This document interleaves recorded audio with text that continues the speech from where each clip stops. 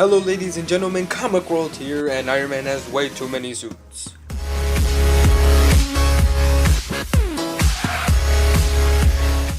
Iron Man has way too many suits. He has so many iron suits that he has to get warehouses underground just to store them. So we're gonna talk about 7 Iron Man suits, and I think they're interesting, and you might think they're interesting, but here we go. So let's start from the very beginning. The Mark 1 armor, first appearance, Tales of Suspense, issue 39, 1963. Stark's original suit of armor was born out of necessity. When most people are trapped in a POW camp and dying of shrapnel wound, they tend to give up and wait for the end. Not Tony Stark. He built a giant armored weapon out of scrap metal that also used a giant magnet to keep the shrapnel from moving closer to his heart. In the original story, the suit was powered by transistors, powerful little circuits that could do anything from manipulate the weight of the objects to broadcast and distort Tony's voice over long distances. Even in fantasy, that Iron Man armor could practically do anything the story demanded of it, as long as its battery charge held out, of course. The second armor is the space armor. First appearance in Iron Man Volume 1, Issue 141 in 1981. The Iron Man armor allows Tony to perform heroic deeds nearly everywhere on Earth. However, there are a few extreme reigns where even Iron Man shows poor protection against environmental hazards. Readers in the 80s began to see Tony adapt situational armors to tackle his more unusual missions.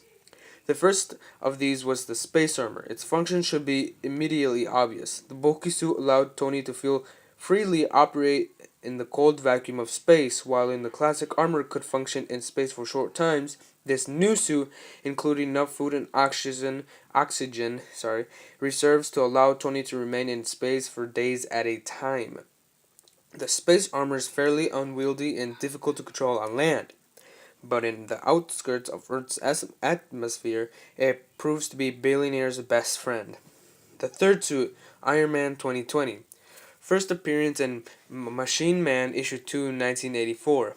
The Iron Man 2020 is one of the most popular alternative universe versions of the Armored Avenger. In the year 2020, the armor is worn not by Tony Stark but by his headstrong and amoral descendant Arno Stark.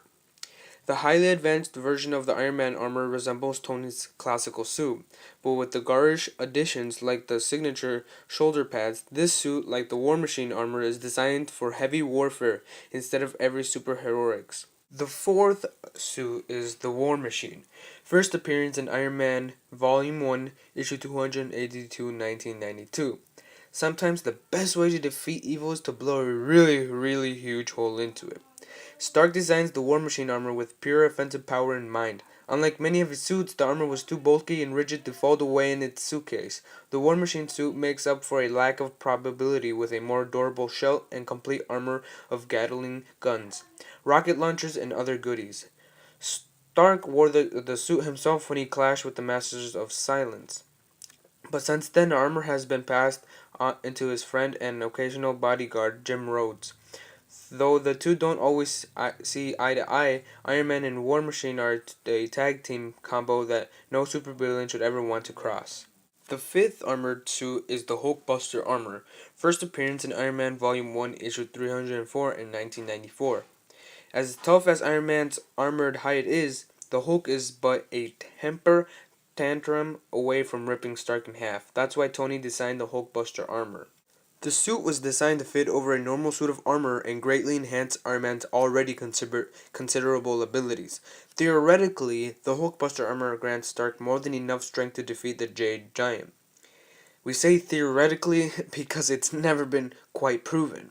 The Hulkbuster first test went well enough, but Stark has rarely used it since. In the storyline World War Hulk, Hulk returned to Earth stronger than ever and screaming for Stark's blood. The Hulkbuster armor made its return, but that didn't stop Hulk from smashing it into scrap. Now the sixth suit is the Thorbuster Armor. First appearance in Iron Man Volume 3, Issue 64, 2003. Hulk isn't the only hero Tony Stark has been forced to battle with. When Thor became king of Asgard, Stark built a new ultra-powerful suit in case of Norse god should ever prove too dangerous. Since then, there would be a little point in showing off a new suit without actually using it. The two titans soon traded blows. The Thorbuster armor was powered by a unique Asgardian crystal, which allowed the suit to absorb the enormous amounts of energy put out by Thor's hammer. The basic design was based on the Destroyer, an ancient and indestructible armored relic. However, Thor proved that one shouldn't screw around with the gods, and one more of Stark's expensive toys was smashed to pieces. What a poor guy. The seventh and the last one is the Extremis Armor. First appearance in Iron Man Volume 4, Issue 5, 2005. When Iron Man launched its fourth Iron Man volume in 2005, the time was once again ripe for a suit redesign. Writer Warren Ellis explored the idea that the suit had grown progressively more complicated over the years.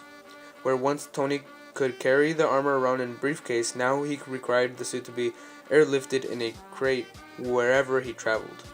In this storyline, Tony was wounded by an experimental super soldier who was enhanced by the virus known as Extremis. Rather than seek medical attention, Tony chose to infect himself with the virus. After emerging from a short coma, his body was healed and his mind gained the ability to directly interface with machines and information networks. Tony put this new ability to use when he designed his newest suit. The Extremis Armor is a streamlined version of the Pentagon Armor. Its overall look is far more smooth and organic. Many of the redundant control systems were thrown out because Tony could operate the suit at the speed of thought. This allowed him to focus fully on making the suit as strong and durable as possible. The Extremis Armor remained Tony's suit of choice for several years through such iconic storylines as Civil War and Secret Invasion. Only recently, with his Extremis abilities forcibly removed, has Tony faced the need to scrap the Extremis Armor and begin again from scratch.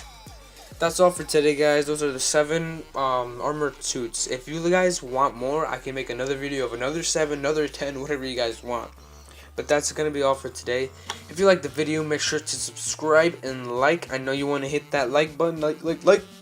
And check out my other videos if you want to see other reviews and like podcasts and anything else like origins and stuff. Click on that annotation right there and it'll take you right to it. I will see you guys later, and as always, keep on marveling.